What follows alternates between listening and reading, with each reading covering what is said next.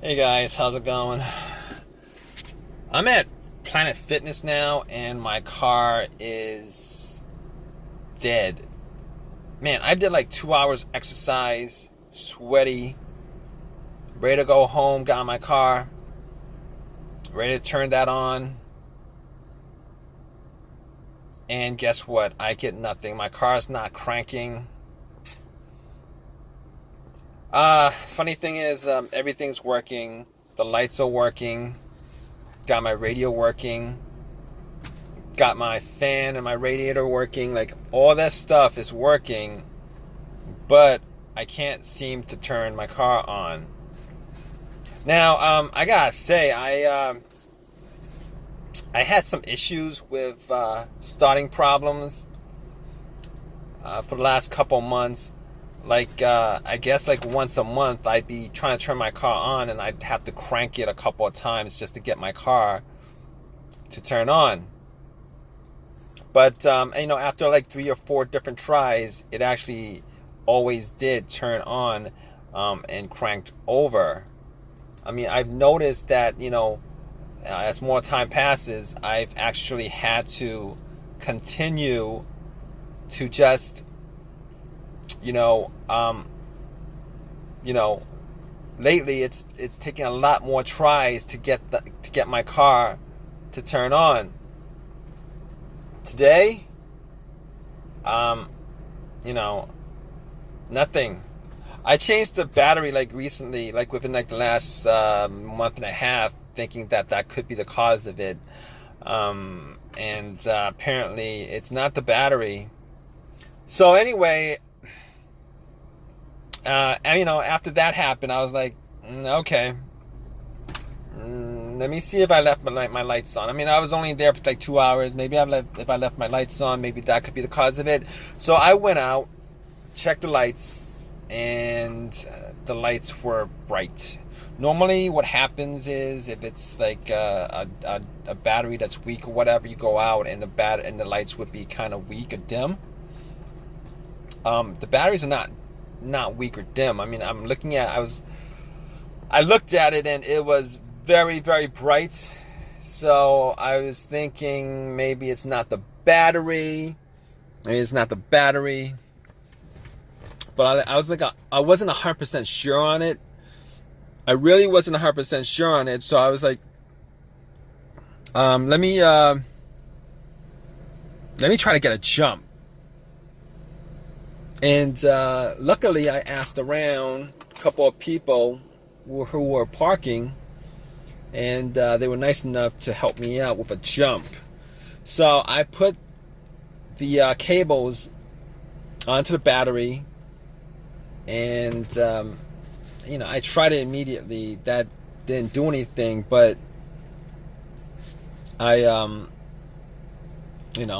waited for like a couple minutes, hoping that it would charge up my battery to just crank it up, hoping that was the issue, it was a defective battery. But nothing happened after that. I tried turning it on and nothing happened, just got the same thing. And got that click. Guys, you know that starter click, it just sounds like a click. Sound like a click. So I'm like, it sounded like a click. So I'm like, okay, definitely at that point, it's not a battery issue. My battery is fine, because working off somebody else's battery, my car should turn on if it's a battery issue. All right. So figure it wasn't the battery. Battery's fine. It's good. I've had it for like a month and a half. It's brand new. Sometimes they're defective or whatever, but that's not the case here. So I'm like, what else could it be? Let's go to what it could be, the next step, which is that maybe it's the alternator. So I'm like, it could be the alternator, but no, it couldn't be the alternator, because my car wasn't on. I didn't need my car on. My car wasn't on. My engine wasn't running. My So normally the alternator goes out while your engine is running because it's not charging up the battery, and since it's not charging the battery, your car's running on the battery until it just finally dies out. I mean, there's a rare occurrence where my car was running on a dead battery up until the point I parked it, and then turned off, and then it was very weak, and then I spent 2 hours in the gym, came back, tried to turn it on, and the battery's 100% dead. But that's not the case. That's not the case because if it was the alternator, once I put cables onto the battery from another car, the car should crank up. We crank or whatever, I would still hear a crank, and we should crank up. And then once you take the cables off, it would just die out because it's getting all the power from the battery from the other car. But that's not the case here because I put the cables on the battery and nothing happened. So I could rule out the alternator, rule out the battery, rule out the alternator. So what else could it be?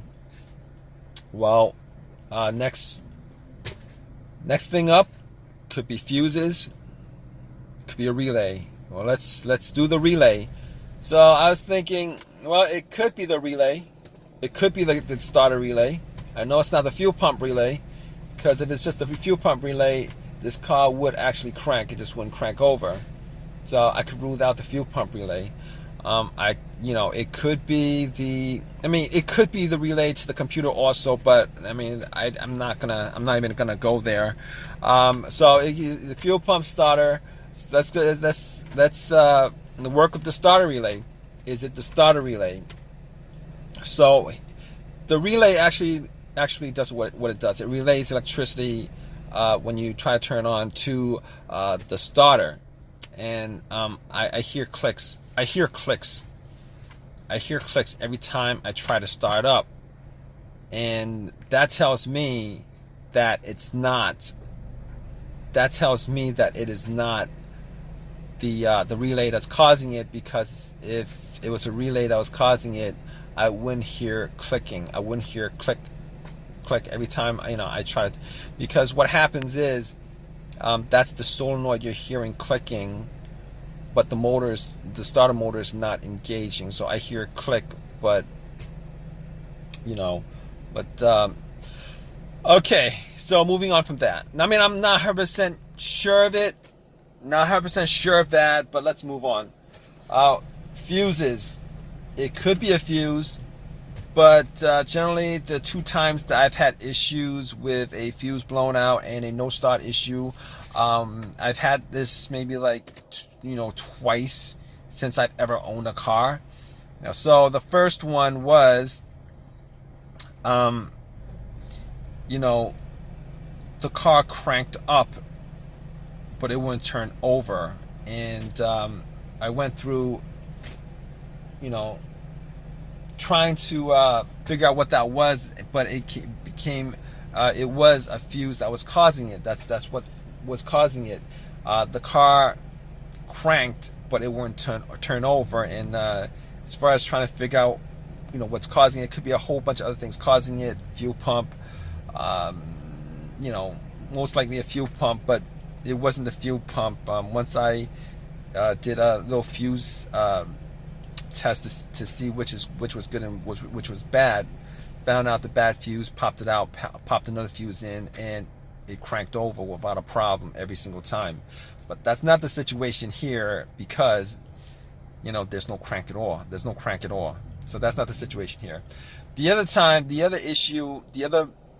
that I had a problem with fuse that caused a no start situation was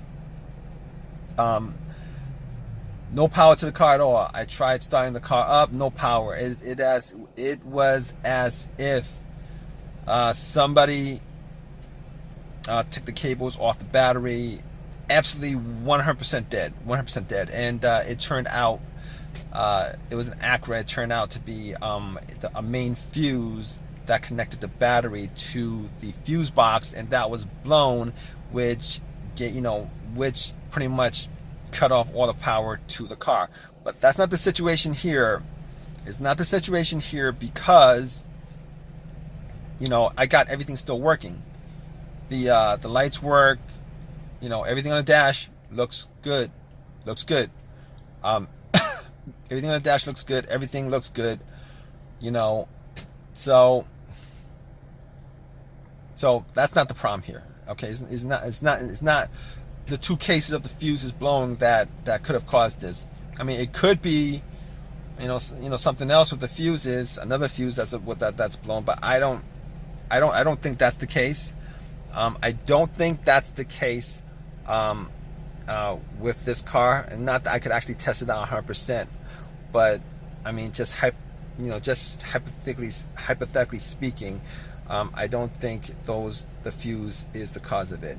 So if it's not any of those causes, I'm gonna guess that it's my starter. It's not starting, it's not cranking. I'm not hearing anything from the starter cranking. So I'm like, I mean, there's a couple ways I could test it. I could, you know, try to bump the starter.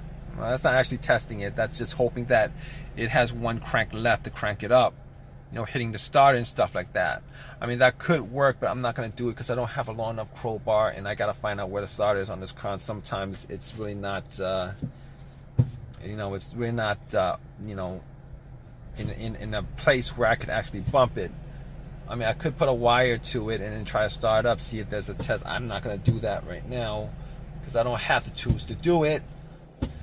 But at this point, I'm going to assume it's a starter.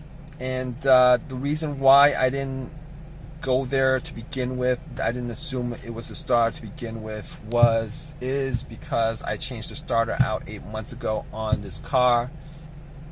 Changed it out 8 months ago on this car. What are the chances that 8 months later I maybe put in maybe I don't know, 8,000 miles on this car within 8 months? And what are the chances that it is, you know, that's the problem? Because I didn't, you know, you put a new starter, you're hoping you get maybe maybe over 100,000 miles on the starter itself. But the starter I bought was a rebuilt starter. I've had issues with rebuilt stuff before. I bought a rebuilt alternator from AutoZone before, and that thing lasted me like 6 months before my car was having issues. I know somebody who bought a rebuilt alternator, and the guy immediately started having issues once he popped it in because it wasn't charging the battery right. So at this point, I'm thinking it's the starter. I'm waiting for AAA to pick my car up, going through all those steps of trying to figure out what it is. Now I can't really say 100% for sure because I'm not actually out there testing it, but just from deductive reasoning on my part, I'm gonna say it's the starter. And it kind of sucks that it's the starter because now I'm gonna have to put some time in, you know, with this issue, and I've already put in maybe 45 minutes already. I'm waiting for an hour for AAA to come and get my car, and on top of that, I'm gonna have to either spend some time myself to put it in or pay somebody some money to put it in again.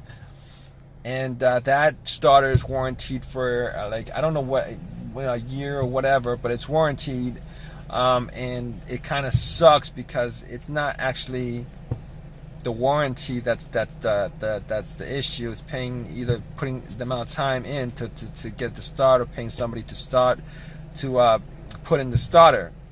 You know, I gotta pay again to have that done, or spend some more time to do it myself. It's really a pain. It's really a pain in the butt, and I really do not want to do it. Last time I paid somebody to do it, I'm going to see if I could probably do it myself because I don't want to spend that extra money. It kind of sucks. But it is what it is. I mean, right now, I'm thinking it's the starter. I was hoping maybe it would have been something simple. Would have been great if it was something simple. I'm sweating. Just did 2 hours, I'm sweating, and all right, guys, I'm just babbling on right now. I'm hoping AAA just comes, stops by to tow my car really within the next 30 minutes. But I know I'm gonna wait an hour for them to get here. But I'm gonna keep you guys updated. All right, guys. All right, guys. So yeah, got that starter put in. It was a starter. and that actually just sucks. It was the starter that was causing it. Oh man. So I had to pay somebody to do it. Sucks. You know, I'm like within a year, within 8 months now, I had the starter put in twice. And this stuff shouldn't happen, but if you guys know anything about, you guys know anything at all about rebuild stuff, you know, rebuild stuff, they only rebuild like a part of the stuff, part of it. Like the part that's broken is the part they rebuild, and all the other components on the you know, on the starter, alternator, whatever is being rebuilt, that's got the same mileage that it had on there originally. So, I mean, I did not want to buy a brand new starter because, you know, they're like twice as much, like $300 versus $150. You know, had warranty on it, so I got the starter anyway, warranted. You know, it's still warranted, but still, I didn't want to pay any more than I need to. Already complained to them about it, but you know, they're not going to give me money to get it redone. So, but that's just what it is. That's probably why it's warranted to begin with. But anyway, hope you guys enjoyed this video, or I hope it has helped you out. Please give me a thumbs up. If you guys got any comment, please comment, and please subscribe, guys. All right, take care.